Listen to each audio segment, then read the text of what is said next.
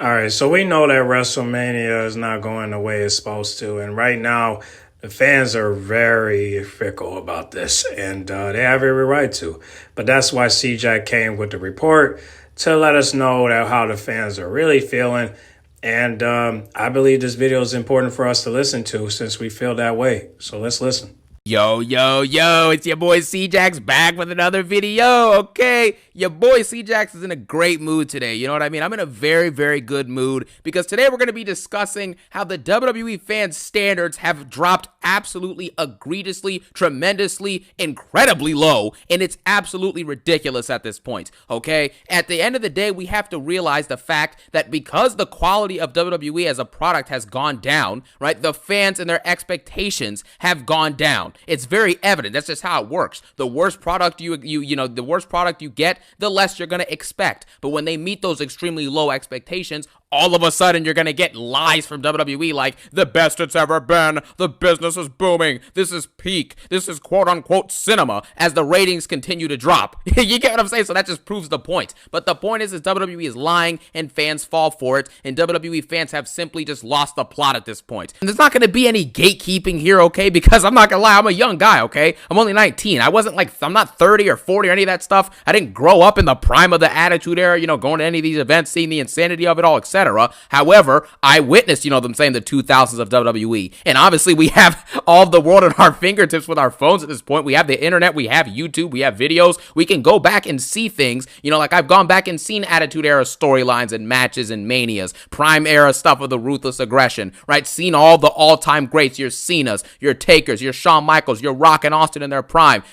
Triple H, Randy Orton in his prime as a heel. It was absolutely incredible. Jeff Hardy, when he was arguably bigger than Obama, as people say, which is hilarious, right? All that stuff. I've seen it. You get me? We don't need to actually be alive in those time periods to recognize absolute greatness of what's built WWE to what it is. And the fact is I stopped watching for like 7 to 8 years in 2015, came back in early 2023, and what did I miss?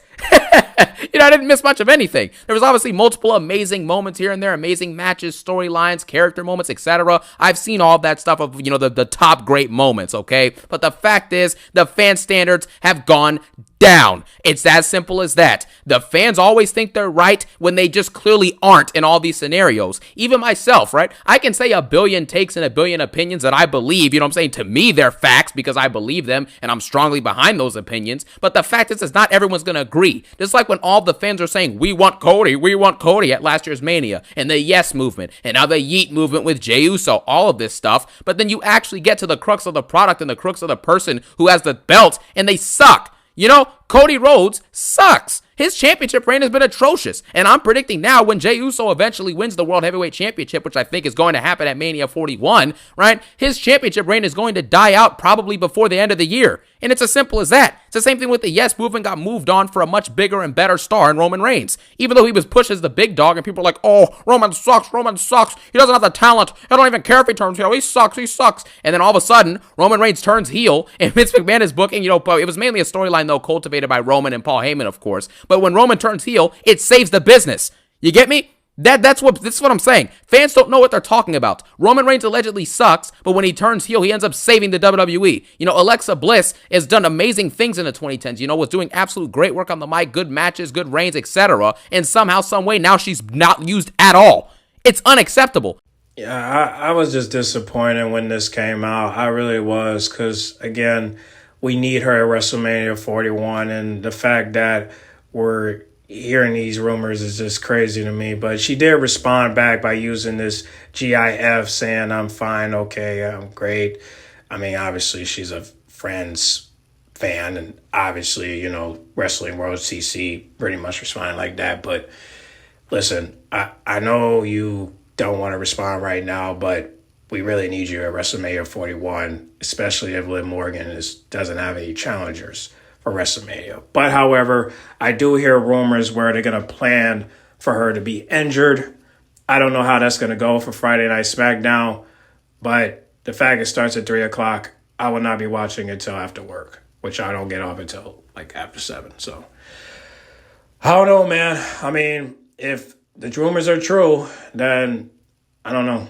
I mean, I can't watch WrestleMania without Alexa Bliss. So, and That's just the bottom line. So this ain't looking good for WrestleMania 41 at all. I don't even know why people are even paying $10,000 to even go when it's not even worth a ticket at this point. But hey, if Alexa Bliss is there, it'll be worth it. But it ain't worth it right now. So I say save your money or get a refund. I don't know what to tell you. But yeah. Y'all comment down below and hashtag we want Alexa Bliss. So hashtag that and comment that below, okay? Let's get back to the video. You know, that's just another example. But the point is, let's get to the beginning of this, of why fan standards have absolutely dropped to egregiously low levels. Is obviously part of that. They think they know more than what they do, okay? You don't know everything as a fan. I don't know everything as a fan. Just because I say things, you know what I'm saying, I believe the opinions, doesn't mean that they're 100% concrete fact. They are to me, of course, but they're not to everybody. So that's why in today's WWE, no one gets over organically on the merits of like actually being a great storyteller, a great promo worker, having a great entrance. You get what I'm saying? Well, I guess that's really all you need nowadays is just a good entrance, a one-word catchphrase, etc. But we'll talk about that in a second. But merits of storytelling, promo work, consistency, longevity, being great in the ring, wrestling consistently, you get what I'm saying? Being put with, higher level talents and showing you can still outclass them or be in the same level as them. Those type of things don't matter anymore. All you have to do is have a decent entrance and a cool theme and maybe a one-word catchphrase to go with it, and WWE will start putting together random lies and campaigns with Michael Cole and random announcers to basically put you in the cultivated mindset of these wrestlers being amazing. Therefore, people get over off of basically nothing. The loud majority of fans are usually wrong, like I keep saying. Daniel Bryan in the Yes Movement. He wins the WWE Championship, loses it the same year, no one cares anymore. What's his name? Cody Rhodes, Dr. Libations. I am respecting you, I love you, I need you. All this nonsense. This dude gets the championship reign after finally finishing his story, right? They turn Lesnar heel. They have Roman lose his championship reign to build and elevate Cody. Cody gets the belt and has one of the worst WWE championship reigns of all time. How do you have 7 title defenses in over a year it'll be by the time Mania 41 happens? You have 7 title defenses in that span, and somehow, some way, you're promised to be a workhorse and a fighting champion, but we're not seeing any of that in front of our face. So it gets lied about. Jey Uso, it's the same thing. Jey Uso's not getting over because of being consistently great in the ring. He's not getting over because of being consistently great on the mic. He ain't getting over because of any of that. He's getting over because of a one-word catchphrase. That's it. A cool entrance theme and a one-word catchphrase, and there you have it. Cody Rhodes, cool entrance theme, cool little, whoa, my father said, libations, libations, libations. Dusty. Come on, man. These people aren't getting over because of actual merits of being great. Rhea Ripley, this is my brutality. I'm gonna take back my title that I never lost, yeah? She comes out and cuts the same promo for 5 months, and these randoms in the crowd are chanting, "Mommy, mommy, mommy." What has Rhea Ripley done to get over? I don't want to be that guy to call it the goonery that takes place in his fan base now, but come on. We all know, Rhea Ripley posts some random provocative picture on social media, on Instagram, X, whatever it is, Twitter, whatever, and the fact is, these fans are eating it up, saying things like, "Oh, Rhea Ripley, I'd do anything for Rhea Ripley. Dominate me, Rhea Ripley. I love you, Rhea Ripley. I'll do anything for Liv Morgan. Liv Morgan." What are you doing? These are adults. You're a grown man, with a wife and kids, talking about some mommy, dominate. What are you doing?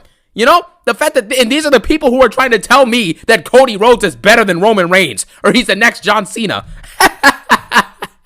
Come on, man. Before this year of 2024, or 2025, I should say, I'm forgetting what year it is. Before this year of 2025, do you know that Rhea Ripley had 3 Raw matches wrestled in 380 days?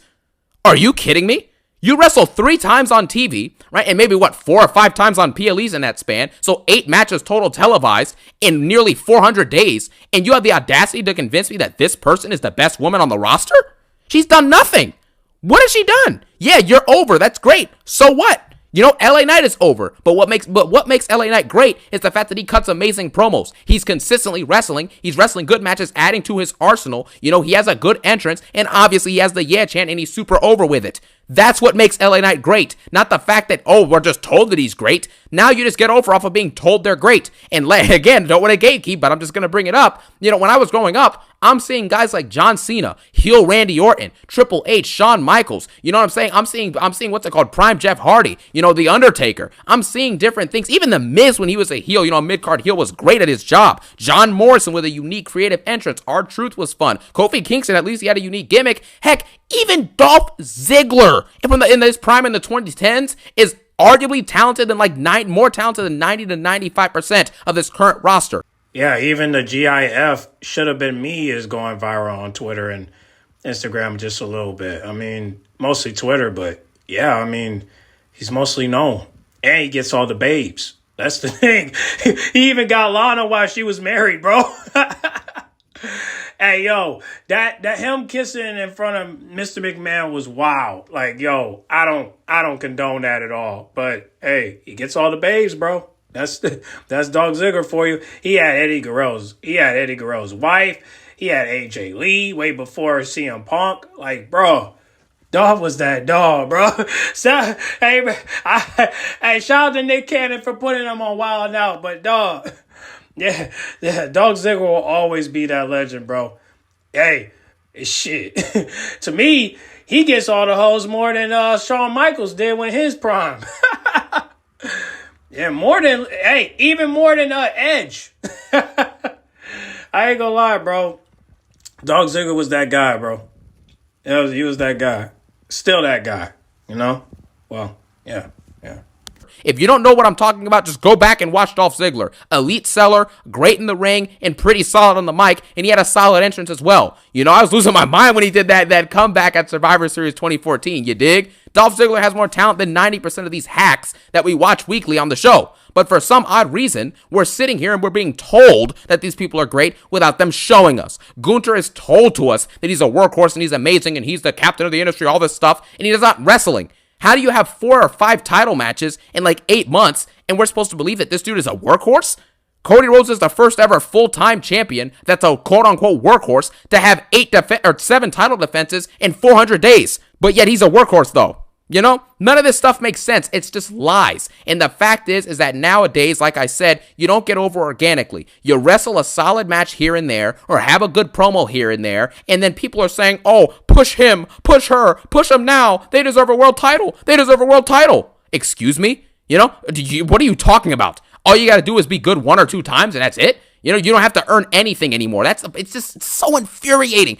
I mean, that's how I feel about Liv Morgan. I mean, obviously, she cheated her way of getting to the top.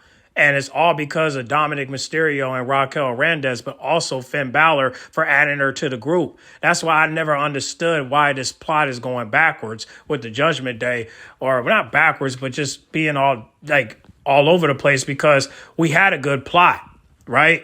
The plot was supposed to be Dom and Liv kick out Finn and then bring in Alexa Bliss so we can have the Wyatts versus the Judgment Day, right? Add Karrion Kross, and then Karrion Kross will help them beat the Wyatts. You know what I'm saying? And then have Alexa Bliss and Nikki beef with Liv and Raquel for at least 2 months so that way they could lose the belts. That was the plan. And then what? Now we're getting rumors that Liv Morgan is going to get injured tomorrow. And then also, this video going to come out tomorrow anyway, so I'll say Friday. Yeah, Friday. And then what? What's going to happen? She's going to get attacked just like Jade, or is she just going to get injured during the match? I mean, come on, man. I don't know what else to say, man. How you going to say that she's going to have a tag team push, and then next thing you know, she gets hurt?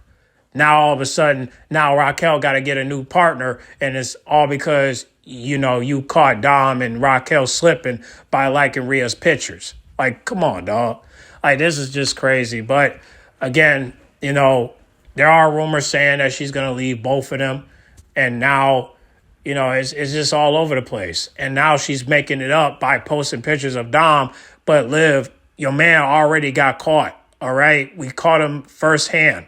So it's pointless now for you to post pictures of Dom when people already know that Dom does not have beef with Rhea and neither do you. So it's just forget the kayfabe, all right? Turn it off, all right? Cut the crap. People know that you guys are acting, all right? So let's just cut it out, all right? It's just like with Nia Jax and Tiffany. They got caught taking a picture with Nikki Bella. All right? It's pointless. It's pointless to talk about now.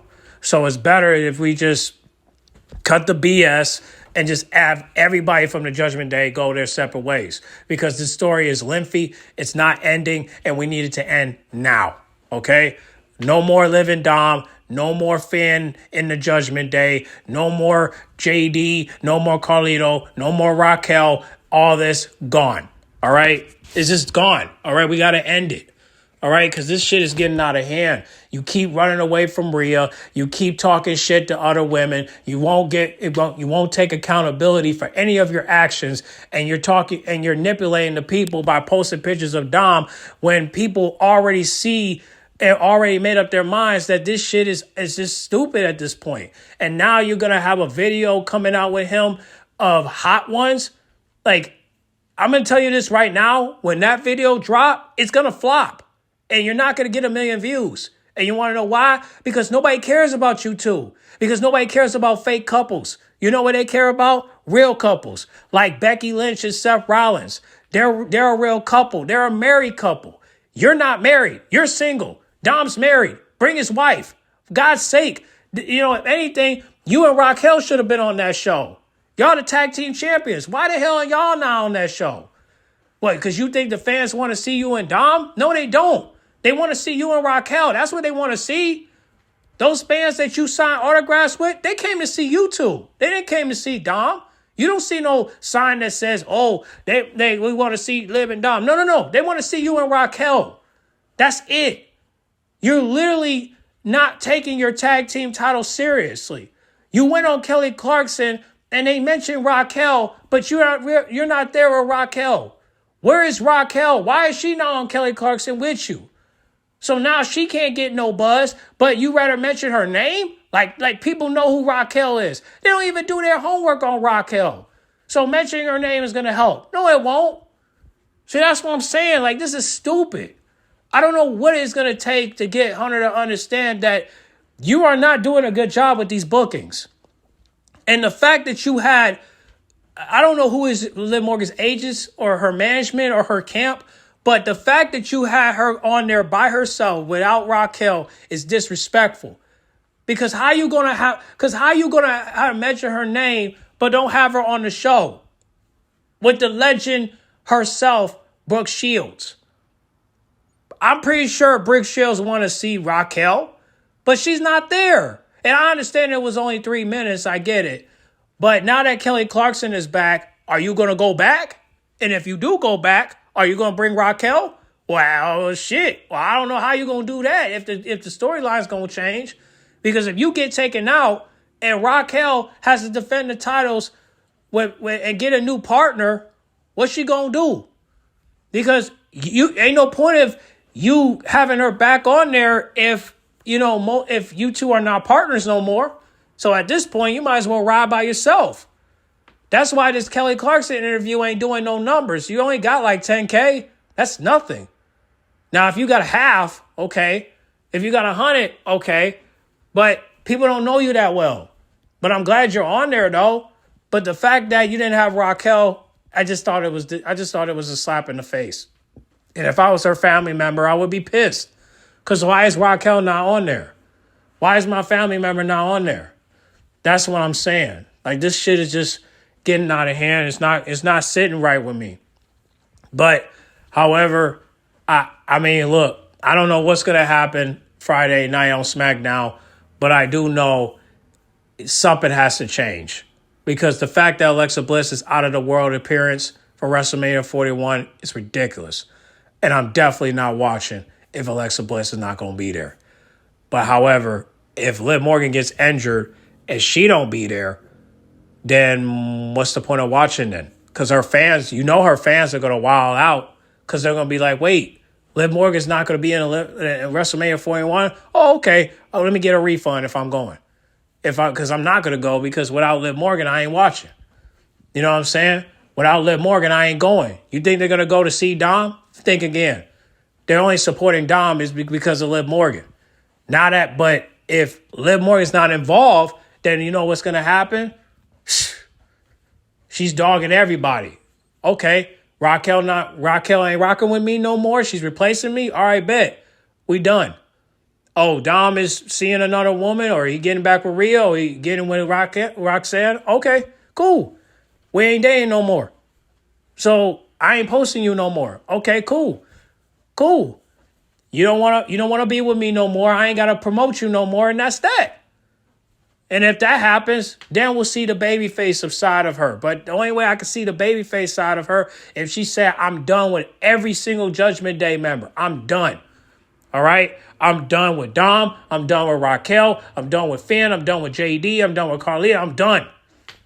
You know what I'm saying? And if she say that, then we'll get the Liv Morgan that we always want. And that's the independent side of her. Not this groupie that loves to scream Daddy Dom this and Daddy Dom that loves to promote incest and loves to fucking, say, jump on married men and say he's the love of my life. I love Dom. I love you. Like, shut the fuck up. Like, we don't want to hear that side of you. We want to see the Liv Morgan that's going to tell a motherfucker that, hey, I'm the best and I don't need no help to say that. Like, Liv Morgan is a star. But the problem is her stardom is going downhill because she keeps promoting this Dom shit when everybody is clearly seeing that this is not about Dom. This is about you. That's what it is. And I hope if you do get injured and you do come back, that you will address that and keep it real with Dom and say, hey, I used you for a title. And that's the thing. And I hope she'll tell the truth when she come back. Because if she don't tell the truth, I'm still going to say you're a liar. I'm still going to say you're a manipulator because you don't know how to tell the truth. When the truth is you used Dom for a title. That's it. And now that it's off your back, you're going to have to be humble. Because here's the thing.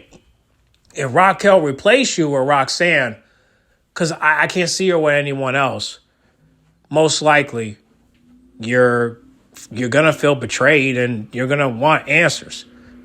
So hopefully we'll see that. But I still want to see Alexa Bliss.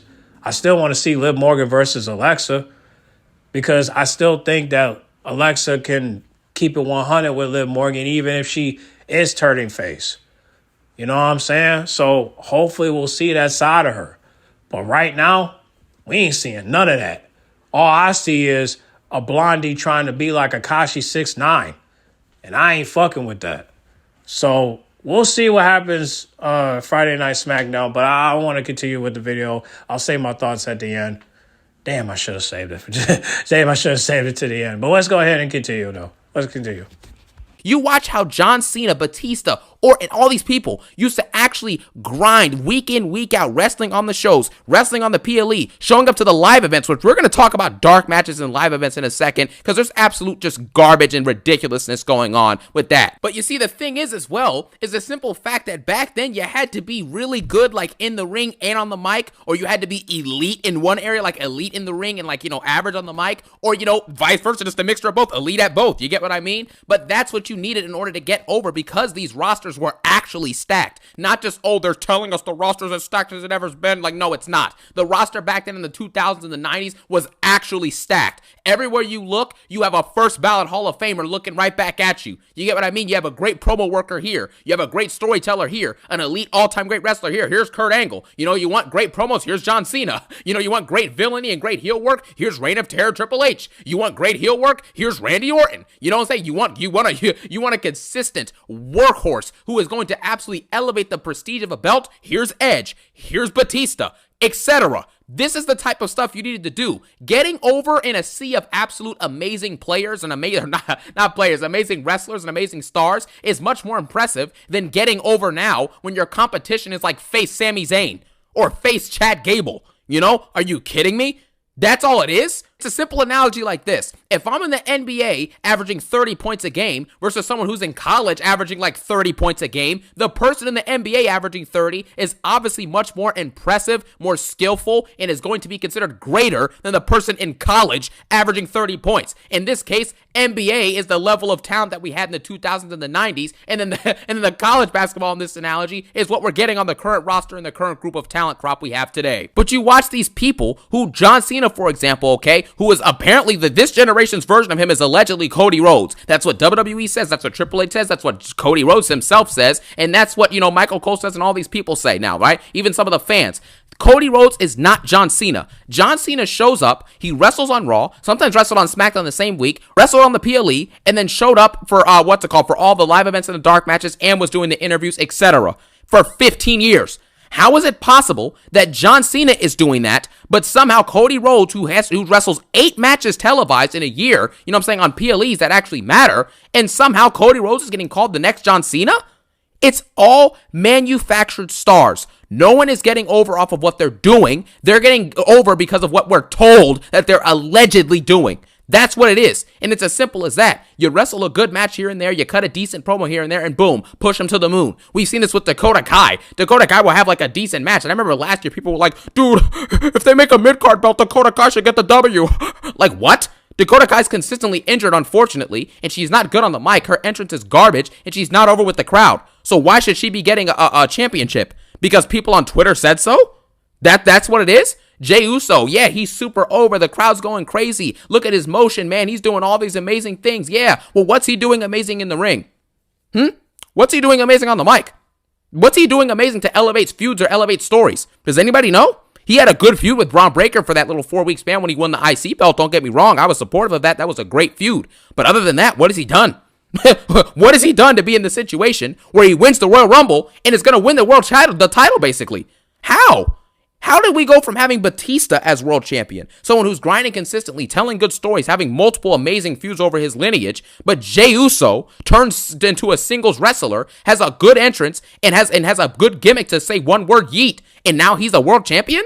The world title means nothing. The WWE title means nothing, now that Roman Reigns doesn't have it, of course. And now we're in a situation where fans are just preconditioned to believe everything. Cody Rhodes. Whoa, man, we should really push Cody. We need to finish the story. We want Cody.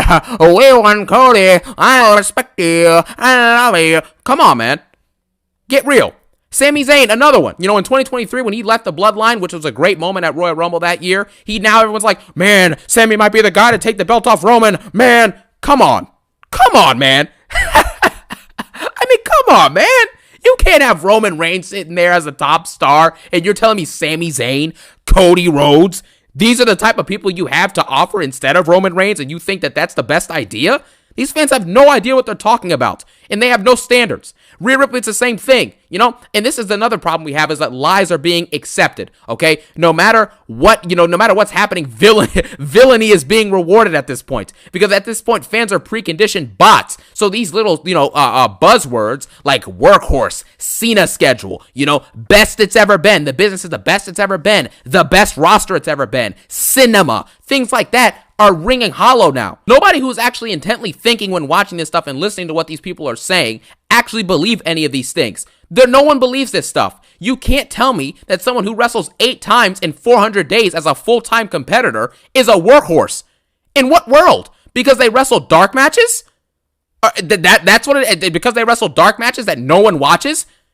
Because the business is quote-unquote the best it's ever been, but they used to get 8 million views in the Attitude Era just in the US alone, and now they're struggling to get 2.8 million views worldwide? Huh? The best the roster has ever been, but on the previous rosters, 10 of the 20 or 30 greatest wrestlers of all time existed on the same roster at a point. With Taker, with Cena, you know what I'm saying? With guys like, what's it called? With guys like Batista, who's one of the all-time greats. Randy Orton's one of the all-time greats. Edge is one of the all-time greats. Shawn Michaels is one of the all-time greats. Triple H is one of the all-time greats. And the list goes on and on and on. All of those people existed in their primes on the same roster. Prime Kurt Angle even as well. Include him, and Kurt Angle is incredible. Brock Lesnar, etc. And you mean to tell me that roster is not better than a roster who, outside of what? Roman Reigns will go down as an all-time great. Seth Rollins will probably go down as an all-time great. CM Punk, I mean, he's old as dirt now in terms of like wrestling years, you get me? So, I mean, even he was already established before this, so if you want to count him, you can. Outside of those three, who right now in the men's division is going to retire as a first ballot Hall of Famer as a singles competitor? Who? But I just named you 9 that were all first ballot Hall of Famers on the same roster at the same time. Come on, man. Come on. No one who's actually like built up in the last 15 years of professional wrestling is actually going to go down as a Hall of Famer in the men's division, at least, besides Roman and Rollins. It's as simple as that. So stop the nonsense of acting like this is the best the roster's ever been. Your WWE champion is Cody Rhodes. Your world champion is Gunther. There was a time when John Cena was your WWE champion and Batista was your world champ. Or Edge was your world champ. And Orton was your WWE champ. Orton doing some of the best heel work ever. That's the type of champions that I was accustomed to, that I grew up with. And now we're seeing Gunther and Cody Rhodes? Really? Shinsuke Nakamura, who just had a meaningless U.S. title reign that eventually got lost? The only champion that should be proud of himself right now is LA Knight. That's it. And that's because he never really should have lost the belt in the first place. And now he's going to get it back. He's probably going to be wrestling consistently, cutting great promos, and doing his best. Because that's what he does, So stop with the best roster garbage. And then the cinema gimmick is garbage. It's just a bunch of lies. Papa H now, yeah, that's another thing. Papa H cook. Let Papa H cook. He's cooking a full course meal. Really? Where's the full course meal this Mania season? Huh? And Damian Priest and Drew McIntyre? I can't stop thinking about Punk. Kevin Owens versus Randy Orton? Huh? Roman Reigns versus CM Punk versus Seth Rollins that has no story elements to it really at all, besides the fact that Rollins hates them both. That's it. Cody Rhodes versus John Cena and a bunch of mid promos. No one cares about the story between Cody and Cena. We'd much rather have Rock and Roman realistically, but we're stuck with Cena and Cody because Rock couldn't make Mania. So that, let's be real with ourselves. But this is cinema? One of the worst Mania builds of all time, with repetitive brawl segments every week for every single major feud, with no good promos in any of these feuds, no great storytelling, nothing to get you hooked or excited or captivated by any of these WrestleMania, the biggest PLE the company has to offer, feuds. Really? The Cena heel turn that's fabricated off of lies, fake engagement, shock factor, and contradictions and plot holes, with The Rock apparently not even being involved anymore, not even mentioned? Now it's the fans' fault? Really? And this is let Papa H cook? Wow. And then lastly, one of the elements, the fans now care about meaningless things, like social media views. WWE will say, oh, we had 400 or 500 million social media views on this segment. Yeah, but yet 2.8 million people are tuning in globally. Like, what? What does it matter? Oh, social media, as if 500 million people chose to see that on social media. Just because something pops up on my page and it has a ton of views doesn't mean I care about it. I don't give a crap. Is it good or not? That's all that matters. Things like a Twitter post, for these wrestler fans that are absolute goons. Rhea Ripley posts some random provocative picture on social media and fans are losing it. Oh my gosh, Rhea Ripley, step on me, please. Dominate me, Rhea Ripley. I'll do anything for Liv Morgan. Grow up. You know what I'm saying? You're a grown man or a grown adult. Are you kidding me? This is what's happening now at this point? All it takes is a couple of goon posts on Twitter and you're done? Ridiculous. Dark matches. No one cares. No one cares about how many dark matches you wrestled in front of Wichita, Kansas, in front of like 1,000 people. No one cares. At the end of the day, it's going to be recorded anyways. It'll be on YouTube regardless. So is it really going to be seen by 1,000 people? Or some randoms on the internet who will probably find some of these dark matches that Cody did with like Carmelo Hayes or some other jobbers? We'll find clips of these dark matches on the internet in like 10 years from now. And we'll be like, wow, this match is mid. Nobody cares. Why is this even happening? Why wasn't he wrestling these matches on TV? Like, what? So, again, the fans care about meaningless things that really just don't matter. And they get caught up in these things that don't matter, like Twitter posts and Instagram posts, without actually worrying about the actual product, the storytelling, the characters, the roster, the builds for PLEs, and the actual stuff happening at these big moments, and the actual, great championship reigns that we're supposed to be having. Instead of worrying about stuff like that, and bad entrance themes across the boards for most of these wrestlers, instead of worrying about stuff like that, they're worried about these meaningless things that no one cares about and that shouldn't matter when it comes to dictating if a product is great or not, or if something is good. And it all leads back to the fact that the fans are, their standards are in the dirt. They're dirt low. You get over for doing anything, and you get praised as great for doing nothing. And it's as simple as that. With that being said, you get the point. It's been executed, and we can all sit back and just continue to watch this fan base eat up the slop without even questioning it, without thinking about it, without even, critiquing it. None of it. Just sit back, consume the content, and get ready for next week when Dr. Libations cuts a stinker promo about nonsense and respect. So with that being said, I respect you for making it to this far in the video. If you watched it this far, thank you so much for watching. Just in general, all of you, I appreciate your support. And I hope you all have a phenomenal, fantastic, exuberant, marvelous, sensational, incredible, libational, and sensational. I already said that 8 times, but guess what? Sensational day. Have a phenomenal day, everybody. Peace out and one love.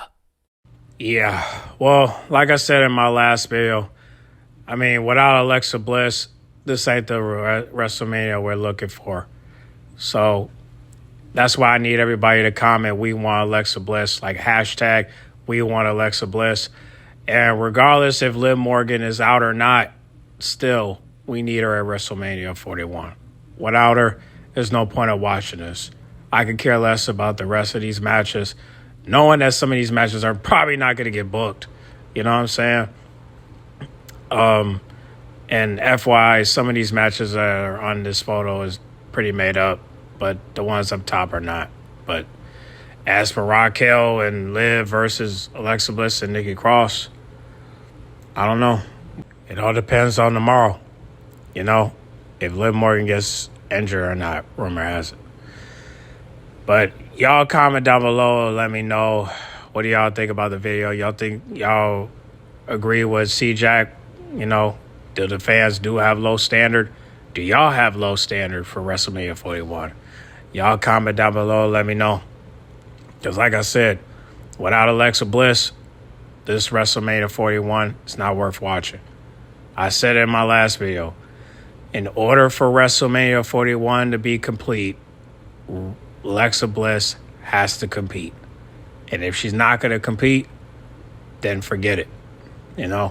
We'll wait till next year when hopefully we'll get a new bookkeeper and some new writers, because these writers suck. But y'all comment down below. Let me know, man, what y'all think about this. And also, don't forget to put hashtag we want Alexa Bliss. Hashtag we want Alexa Bliss. All right? Y'all comment down below and do that, all right? Make sure you guys like, comment, subscribe, share if you're new, and I'll catch y'all in the next one, all right? Keep your head up, man. We got 2 or 3 weeks. All right. I'm out.